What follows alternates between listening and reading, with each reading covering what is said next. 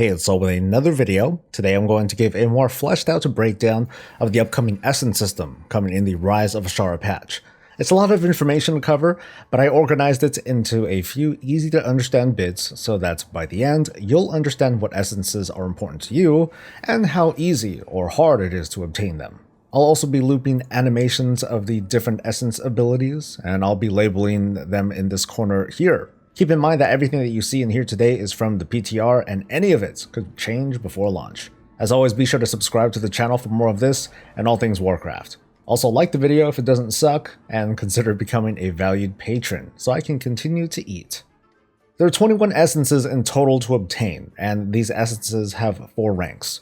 Getting them all will require a ton of farming and killing, so let me first separate these 21 essences into categories so you know which ones to ignore and which ones to write an angry letter to Blizzard about because you don't like doing Mythic Plus.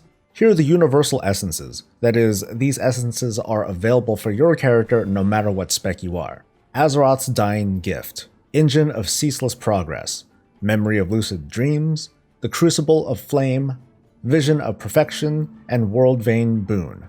These abilities are already a pretty well-rounded set that's going to make your class feel pretty interesting. From survivability to throughput, there's plenty to offer here. Notice that the Crucible of Flame's ability can do up to triple the damage on its 3rd cast, and this is before crit. Here's an example of what it can do from a tank spec. The Vision of Perfection is also unique because it provides some resource returns for anyone who's using it, so for many specs this could be a must-have for mana regeneration or for changing up rotations. Just because these essences are universal does not mean that they're easy to obtain. These are very specific to certain kinds of gameplay. I'm going to go over these 6, and maybe you'll know what I mean. Azeroth's Undying Gift is the rated PvP essence. To first get it, you'll need to fill up your conquest bar once after Season 3 begins, and then open up the war chest the following week. Rank 2 will require a rating of 1000. Rank 3 will require you to get the Challenger title. To get Rank 4, you need to get the Gladiator title. The Engine of Ceaseless Progress is the Mechagon essence. To get it, just complete the Mechagon dungeon, although it might not be open day 1 of the patch. Ranks 2 and 3, it's a little iffy here, but it's going to require multiple clears so you can farm for a specific item off of the last boss that combines into whatever you need for these additional ranks. Rank 4 requires you to complete the dungeon in so-called hard mode, which has yet to be explained. The Memory of Lucid Dreams is the Island Expedition essence. You first obtain this from a treasure map mission. The 2nd rank requires you to recruit a captain follower and then complete the mission fleet operations, to which we don't really have a lot of info right now. Rank 3 requires farming islands, and rank 4 is a random drop from treasure map missions. So yeah, there is going to be a certain random element to obtaining the final rank for essences, but considering that this final rank is just cosmetic, I guess it gets a pass. The Vision of Perfection is a quest-related essence. You'll obtain it during the war campaign in Nazjatar. It'll rank up as you progress, and by the end, you get rank 4. Ta-da! The World Vein Boon is still a little bit of a mystery, because the tooltip only says that this is obtained by a vendor up to rank 3. Rank 4 apparently comes from war mode bounties, so this could prove to be a very difficult rank 4 essence to obtain.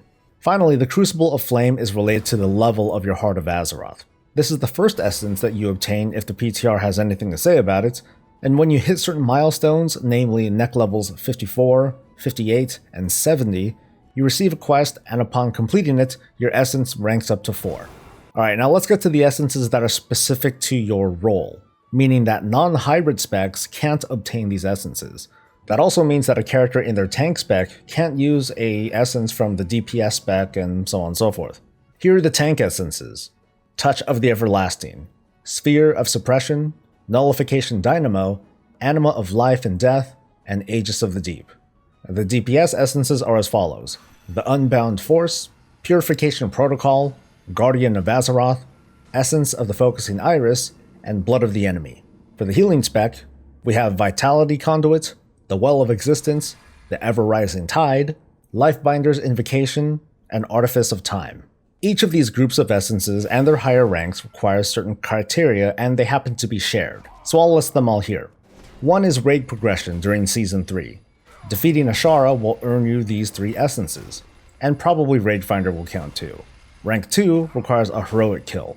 Rank 3 requires multiple Azshara kills. You have to farm multiple items from the last boss and combine them or turn them in or something like that, and then ta-da, you get rank 3. However, rank 4 only requires defeating Azshara on Mythic difficulty. This means that those who take out Azshara on Mythic early can bypass the rank 3 farming requirement. The next requirement is reputation related. This applies to the reputations from both the Mechagon and Nazjatar, depending on your faction. This is pretty straightforward. Obtaining these essences requires Honored Rep. To rank up, that means you need to get to Revered Reputation for level 2, Exalted for level 3, and then presumably a random drop from the faction's Paragon chest to get rank 4. The next requirement is related to Mythic Plus, and it gets you these 3 essences. Rank 1 requires a level 4 clear. Rank 2 requires a plus 7. Ranks 3 and 4 involve achievements that are not yet in PTR, which are called Keystone Competitor and Keystone Master. So I'm going to guess that rank 3 requires completing like a 10 on every dungeon on time, while rank 4 requires completing a level 15 on all dungeons. Also keep in mind that these are Season 3 requirements, so you're not going to see this essence at all until Season 3 begins. The last set of requirements that reward multiple essences are PvP related. Like Mythic Plus, these are tied to the season, so you won't see these 3 essences until a few weeks after 8.2 launches. These also involve achievements that are not yet implemented, so I'm just speculating here that these essences require normal battlegrounds and not rated. Rank 1 requires the Battleground Initiate achievement after Season 3 begins. Rank 2 requires the Battleground Brawler, Rank 3 requires Battleground Master, and Rank 4 requires you to just keep winning battlegrounds, it looks like. So now that we have all this information on hand, we can speculate on how most players are going to be obtaining and ranking up essences. From the looks of it, everyone is going to start off with the Crucible of Flame, which is good because it's a pretty good ability. There are a lot of essences that will not be available at 8.2's launch because they're tied to the season, so don't worry about the rated PvP, the Battleground, the Mythic Plus, or the raid essences. The Memory of Lucid Dreams essence is what you can probably also unlock early, especially if you have a treasure map mission handy at the start of the patch. Considering that Mechagon is a zone that embraces hardcore grinding, the reputation essences here are probably the next in line to unlock.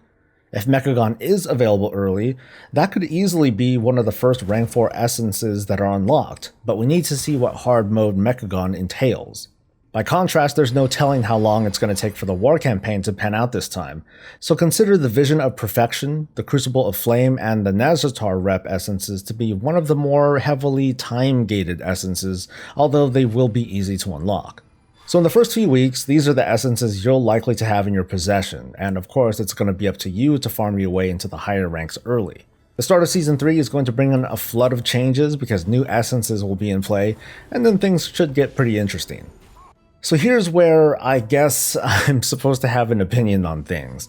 Just keep in mind that once again, this is the PTR and stuff like the numbers are bound to change. Visuals could be updated, yada yada yada. I'll go with my biggest disappointment first.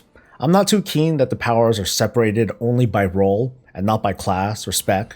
There isn't even any real differentiation between melee and ranged playstyles. Nearly all essences work the same no matter who's using it, and there's very little synergy to be found. I said this in earlier videos, but I don't think it'd be fair to demand that Blizzard deliver something special for all 36 specs to make them feel cool. I'm gonna save that pitchfork for when they launch an expansion, and not a patch.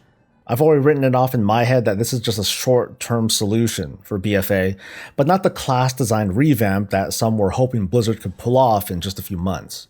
And I'm not speaking for myself here, just more in general, but there are people who are going to be upset to learn that the essence that they want is behind an activity that they don't like. And as much as I want to try, I really don't know how to answer that. It's like I ask myself, should essences be homogenized so that anyone who runs anything can get everything? I know that that's a really hyperbolic statement, but that's how I tend to read those critiques. I don't want to put anyone down. I really just don't know how to answer that without wondering if a feature shouldn't happen at all because it's not 100% equal. However, on a more positive note, I am remarkably impressed with the turnaround so far. Testing rank 3 essences does make my character feel overpowered, but I do feel quite powerful for sending out shockwaves into enemies and shrugging off loads of damage. More importantly though, when I see and I get these powers, I feel compelled to power them up. Each rank makes a noticeable difference in throughput and survivability, and it's built around a system that Blizzard sometimes flubs on, but this time I think they got it right. It encourages players to participate in different content. Think back to BFA 8.0 when the grind was for just artifact power, and all we really had were world quests and islands for Azerite traits.